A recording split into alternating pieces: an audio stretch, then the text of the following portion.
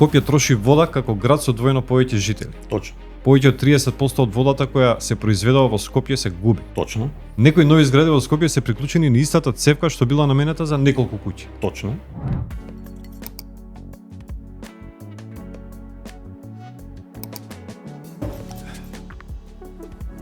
Дали знаеме колку вода троши Скопје секој ден? Зошто притисокот е слаб, а реалноста е дека Скопје има вода за повеќе од 1 милион жители?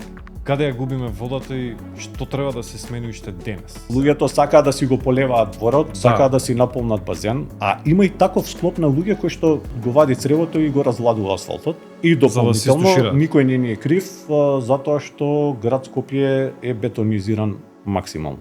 Ова не е само обичен разговор. Не засега мене, те засега тебе, ги засега сите околу нас. Во новата епизода на уште еден подкаст разговараме отворено со Дејан Димовски, раководител за електромашински работи во јавното предпријатие Водовод и канализација Скопје.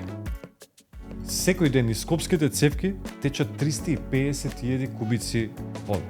Тоа значи околу 700 литри по човек на дневно ниво. Повеќе од колку во Лондон, Париз и Берлин заедно. Берлин троши 110 литри, Париз 150, Лондон 140, по глава на жител на дневно ниво ние идеме на 700.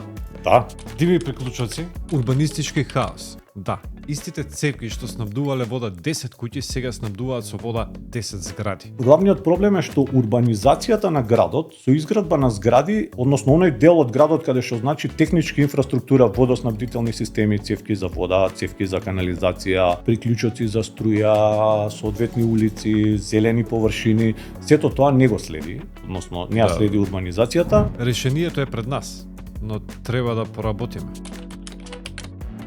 Решението не е дали има вода, туку како ја користиме. Рашче може да надмени и 5.500 литри во секунда, меѓутоа ако имаме самите добра хидрологија. Не ја пропуштете новата епизода на уште еден подкаст со Дејан Димовски. Четврток, 31.7, 20 часот.